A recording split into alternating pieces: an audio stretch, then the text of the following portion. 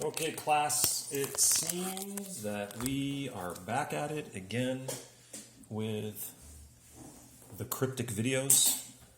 So I thought it best if we started chapter 21 on Friday, but I figured maybe it's best if I'm making a video for chapter 21. This isn't such a very long chapter, so I thought it best if I just start from the beginning, but maybe with a little bit less detail, but just to kind of get us going here. So again, this chapter, it's chapter 21 from your book, all right, and it's looking at optimum currency areas or optimal currency areas.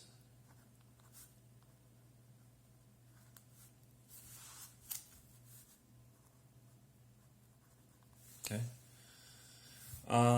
And so the idea is we're going to have a country here. So I think the textbook and my notes, we're looking at Norway considering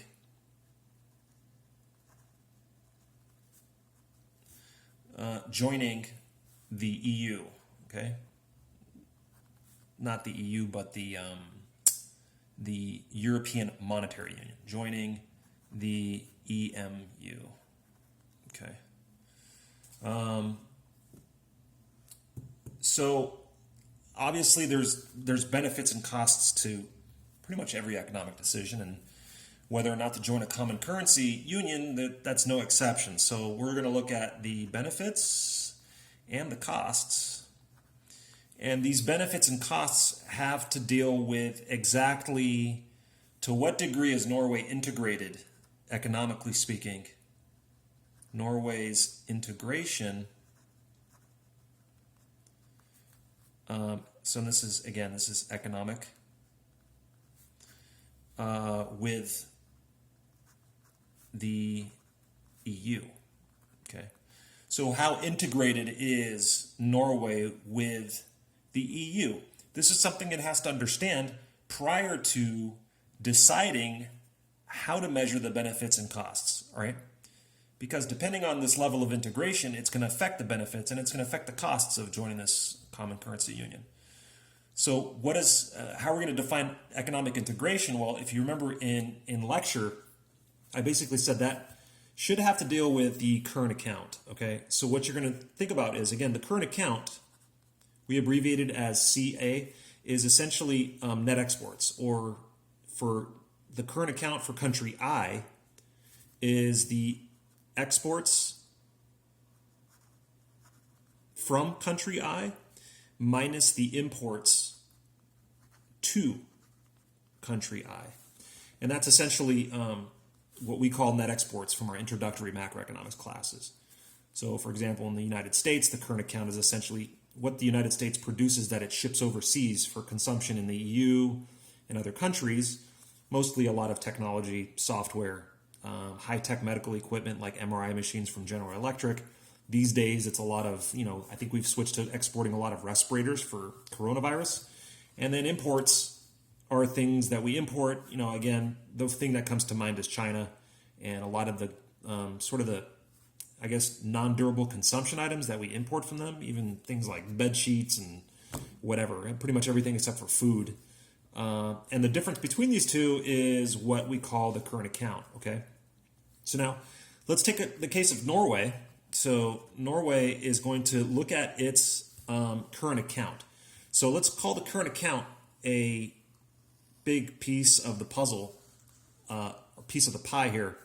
Each one of these slices representing something like, let's call this imports from Germany. All right, maybe this piece is exports to Ireland. Maybe this slice over here is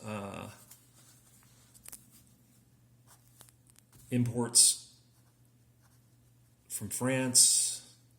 Okay, and there might be some other imports and exports in this current account pie that might not be from the EU, right? It could be maybe imports from China, for instance, or exports to Africa, okay?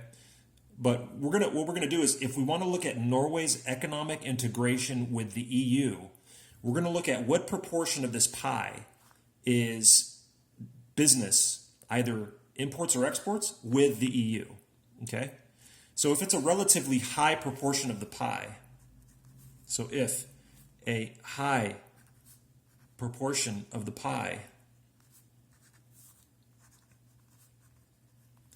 is Norway EU business,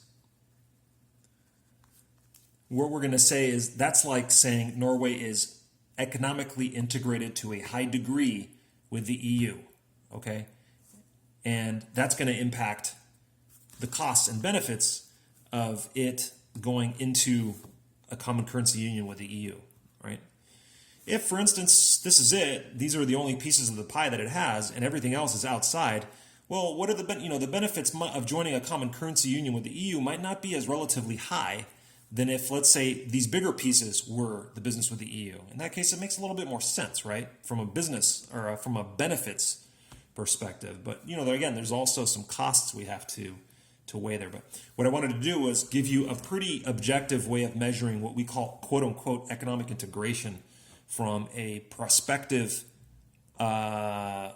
country that is thinking about joining a common currency union. First thing it has to do in this homework assignment of it is has to understand to what objective degree is it economically integrated with what we call the host country, right? The host countries, right?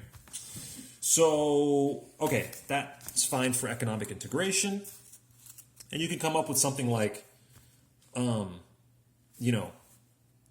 we could think of it as the level of Norway EU international commerce, and we're going to normalize it by the current account of Norway. Okay? And then this will give us some type of percentage or some type of proportion, and we could say if it's greater than 50% or whatever threshold we want to set, we can say, okay, by definition, according to the definition that we've created, by definition, Norway is highly economically integrated to the EU, or Norway is 50% integrated economically with the EU, something like that. There's a little bit of room for interpretation here, but hopefully you get the basic idea there. All right. Okay, let me make a new page. Usually at this point I would be erasing the chalkboard, but I can simply pull the page out, so that's very easy. But I don't know. I get fun smearing chalk sometimes, I guess. Not really. Okay, so now let's define some of the benefits of joining a common currency union. So, benefits of joining. Okay, so largely the overarching benefit is the elimination. I think there's two I's there. Okay, elimination of exchange rate risk. Okay. So again, don't forget that the exchange rate fluctuations, either appreciations or depreciations, those go ahead and they actually add volatility to the overall, cost of doing business, right? Because it's an extra price if you have to exchange your currency for the currency of another country that you're doing business with. Okay, if you know that price is not going to fluctuate, then you don't mind planning into the future. But if there's a heightened level of uncertainty as to what the value of the currency is, let's say next year or 2 years or 3 years down the road, there could be an investment project that is like 5 years in length, or you're going to be hiring some workers from another country for a period of 5 years, then knowing what the exchange rate's going to do is kind of very nice because that's one less thing you have to worry about. However, if you join a common currency union, then it's not an issue in the first place because the exchange rate's not going to be an issue because there's not going to be an exchange. You're going to use the same currency. So the elimination of exchange rate risk is, by and large, the greatest benefit of that. All right. So again, I think the example in the notes I have here, if I'm reading them correctly, is let's say the potential savings of commissions paid to brokers and banks on foreign exchange transactions. So foreign exchange transactions being you're gonna like exchange kroner for euros or whatever foreign currency you're gonna be looking to get, and you have to pay a commission to do that. So when you go to the airport of a host country that you don't have the money of, so you want to trade your dollars for these, this currency of this country that you're visiting, you have the exchange rate, but that's not the ultimate price you're going to pay. You also have to pay the price of commission to the broker who's going to be issuing that currency to you. So there is a little bit of what we call maybe some slippage in the exchange rate where, ultimately, if you pay a lot for the exchange, you might have to pay a little bit more for the commission, all right? So the gains of doing this, so like let's call this the efficiency gain. For Norway of eliminating the exchange rate risk. So the efficiency gain is increasing in economic integration. So you almost want to think of this as like a function, where the function shares a positive relationship. The efficiency gain, in general, will be increasing in economic integration for a country that is thinking about joining the common currency union. So we can actually graph this, and following your textbook. Actually, I got a picture of the figure here in my notes. Let me take a look. We call it the GG curve. My guess is for gain, so it's upward sloping. GG. And on the x-axis, we're going to have integration. So let's just call it integration. And on the y-axis, zoom out a little bit, this will be the monetary efficiency gain. So efficiency gain. Okay? And in general, if a country that is thinking of joining the common currency union is highly integrated economically, or they share a very large proportion of their current account with the group of countries they're thinking of joining, then you could see that there's going to be a pretty large efficiency gain in eliminating the exchange rate risk. If the country's not very integrated, let's say so the integration is really, really low, well, in that case, giving up their, or, fixing their exchange rate to that country is not going to provide that much of an efficiency gain. I mean, what's the point? If you're not doing that much business with this other country, why do you want to peg your currency to their currency? What's the point of doing that? So in this case, it'll be kind of low. All right, so we have this positive relationship between the exact integration of the country and, or the two countries, how integrated they are, the one that's thinking of joining the common currency union and the common currency union, and the efficiency gain from doing so. All right. Make sure that there's any other information that I'm thinking about or that I haven't left out. So here I've got the basic rule is the monetary efficiency gain a country reaps when it fixes its exchange rate against another area's currencies is magnified when there is a higher degree of economic integration between that country and a fixed exchange rate area. Okay, so there is one caveat, I guess, might be worth mentioning. So I guess the other caveat is, if it's Norway thinking about joining the EU, obviously the idea is that when it fixes its exchange rate, it increases its business with the EU.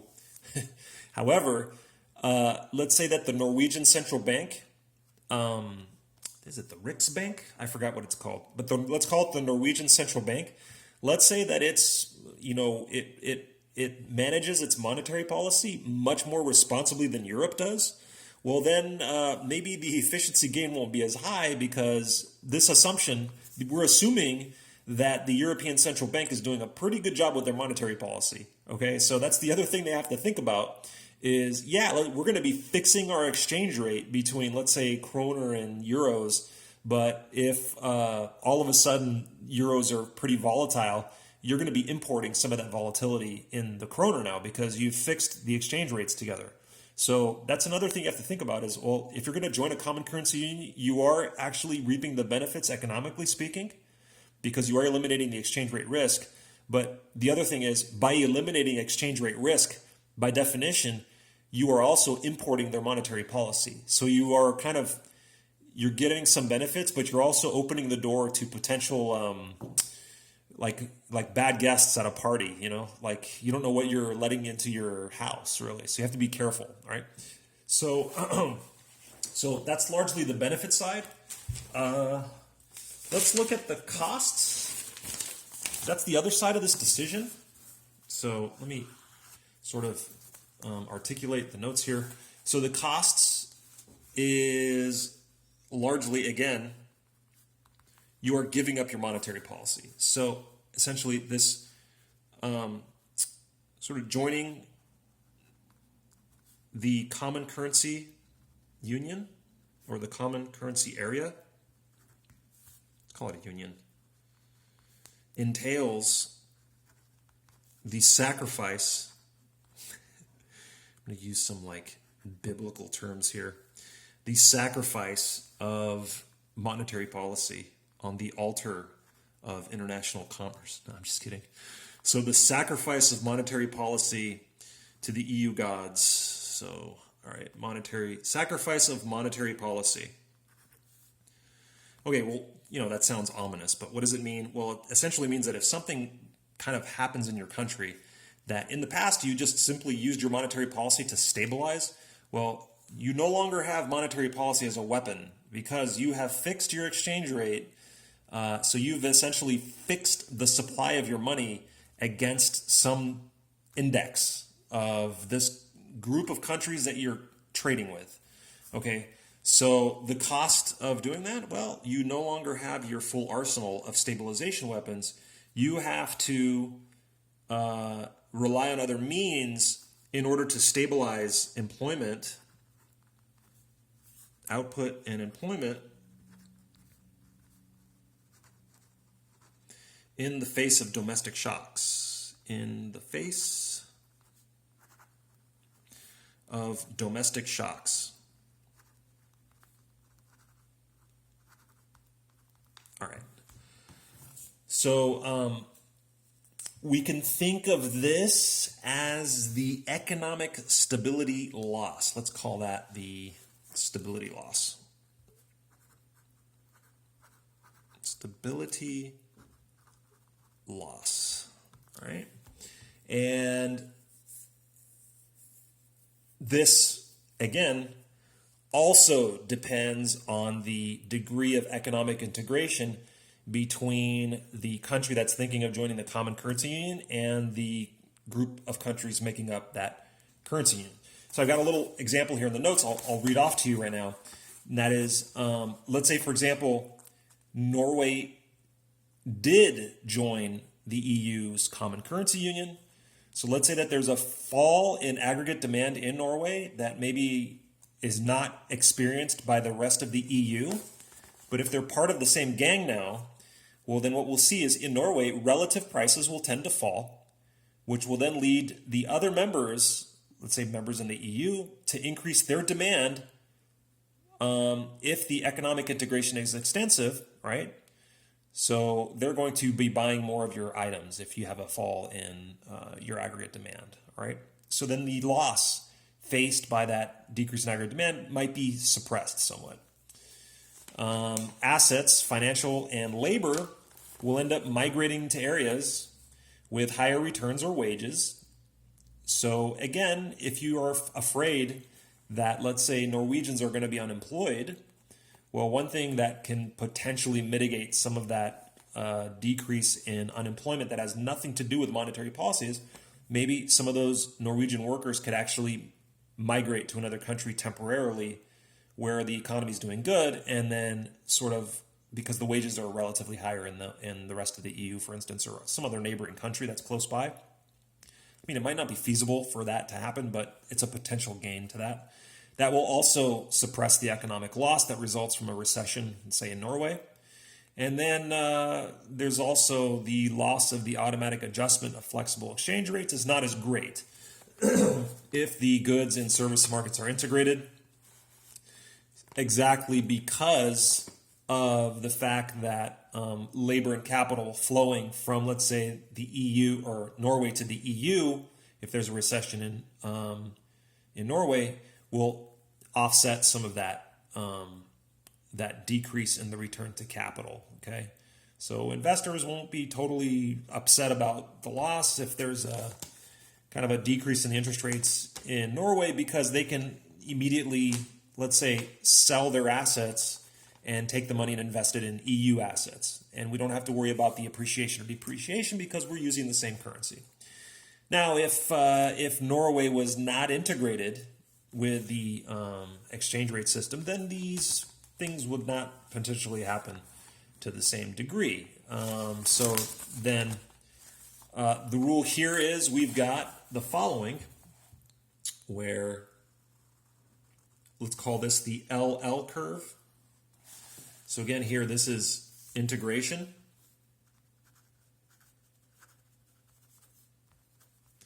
And on the y-axis, it's also gains and losses. So I'm sorry, it's the stability loss.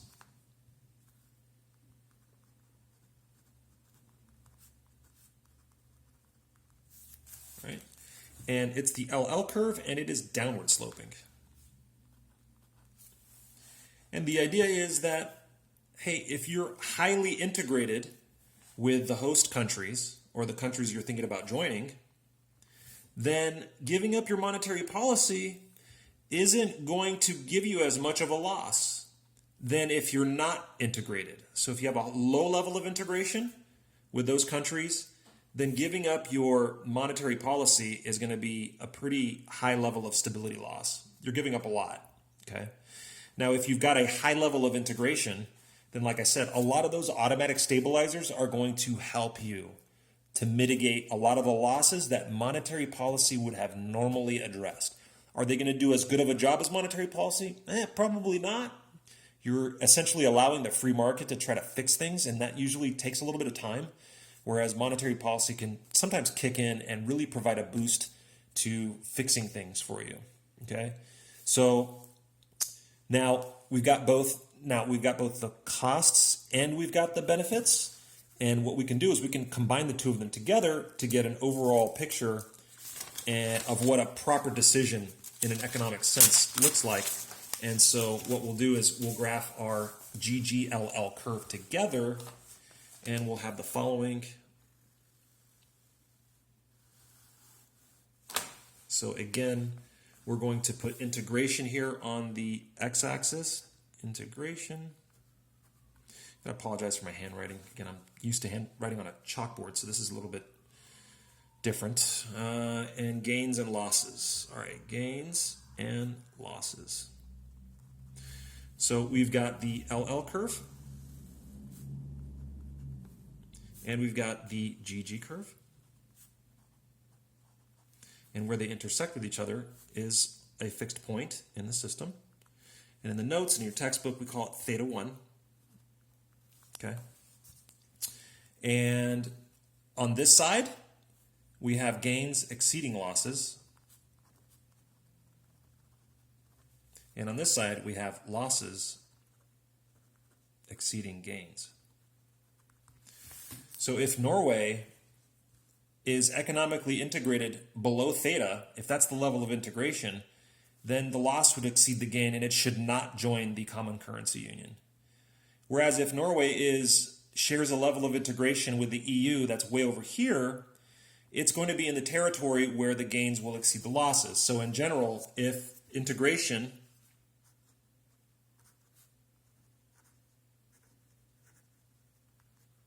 and again, this is economic integration. If integration of country I is greater than theta, then it makes sense to join the common currency union. If the level of integration is below theta, then you should not join. So I should not join. Okay? And we could run some experiments with this. So hypothetically speaking, let's say what's the likelihood to happen? Let's say that we start off here. Let's just call this int for integration, and let's call this G's and L's for gains and losses. And let's create an initial equilibrium, LL1, GG1, and this is theta 1. And let's say, for instance, that, let me see what I did here in my notes so that it matches. So, yeah, let's say that, let's say Norway's integration is right over here, okay? So if this is the case, then it makes sense. So let's call this I, capital I, Norway, little n. Okay, so since integration of Norway with the EU is greater than theta 1, then it makes sense for Norway to join. Okay, but let's say something happens, and the what I have here is, let's say we want to look at, let's shift the LL curve. So here, the LL curve again is the economic stability loss for joining the country, for the joining country. So let's say that, for instance, Norway, for whatever reason, all of a sudden faces a lot of economic volatility than it did before. It could be some type of demographic change. Maybe the population changed, and all of a sudden there's just way more economic recessions and economic booms than it was before. Well, if the frequency of these economic episodes increases, then you have to look and go, okay, which one of these curves is going to shift and which direction it's going to shift in? It's going to be the LL curve, and it's actually going to increase, right? So, technically speaking, it shifts up, okay? Because these points on here, on these curves, let's say for the LL curve, it gives you, for each level of integration, what is the gain or what is the loss of giving up your monetary policy. So if you're relying a lot on your monetary policy because of the economic turmoil that's hitting your country, well then by giving it up, you're going to have a bigger loss now for all levels of integration with the EU. Again, we're not talking about economic issues in the EU spilling over. We're talking about economic issues in Norway increasing in volatility. Then given all levels of integration with the EU, doesn't matter if it's high or low, relying on its monetary policy to address these domestic economic volatilities, that's going to propose a larger loss if it has to give up that monetary policy to join the union. So according to this, the loss was so great that now theta 1 has shifted to theta 2, and now theta 2 is greater than theta 1, which now implies Norway should not join. Or if Norway is already part of it, maybe it wants to leave the common currency union, okay? Because now theta 2, the threshold cutoff is greater than the level of integration between Norway and the EU in terms of the international business that they do, okay? And now this could work both directions. Norway could face, for whatever reason, let's say the economy stabilizes a lot more than it did before, so they don't have to do a lot of monetary policy. Well, then giving up monetary policy is not as much of a cost as it was before, and this LL curve would shift down. Okay. We could have another set of experiments that deal with the GG curve. So I could ask you that on a problem set and just, try to understand what each one of these curves represents. LL is the loss. GG is the gain. The gain has to deal with, increasing your international commerce with this country or business by fixing or getting rid of the exchange rate risk. L is, okay, you're giving up your monetary policy, so what do those losses look like? All right. Okay, let me end the video there, and then we'll move on with the next subject in the next video. All right.